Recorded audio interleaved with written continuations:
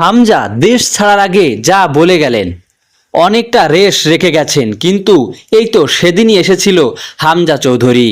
স্বপ্ন দেখিয়েছেন English premier লিগে খেলা মিডফিল্ডার, কোটি ভক্তকে দেখিয়েছেন বাংলাদেশ দলের হয়ে খেলছেন এবং অল্পতেই রেখে গেছেন বড় ছাপ।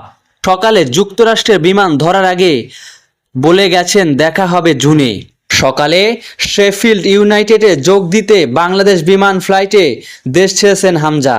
জানা গেল বেলা 11:15টার দিকে ম্যানচেস্টারের উদ্দেশ্যে রওনা দিয়েছেন হামজা। বাংলাদেশ ছাড়ার আগে ফুটবল ফেডারেশনকে একটি ভিডিও বার্তা দিয়েছে হামজা।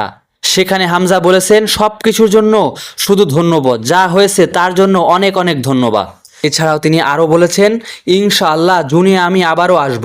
আমার সন্তানদের জন্য এবং শারীরিক সুস্থতার জন্য দোয়া করবেন। জুনে দুটি বড় ম্যাচের সময় দেখা হবে।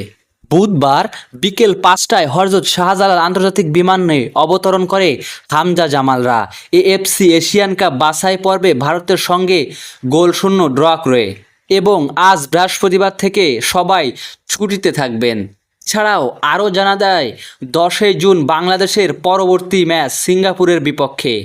সেখানে বাফুফে চায় ম্যাচটি ঢাকার স্টেডিয়ামে আয়োজন করতে, যদিও স্টেডিয়ামটি এখনই পুরোপুরি ঠিক করা হয়নি, সংস্কারের কাজ চলছে।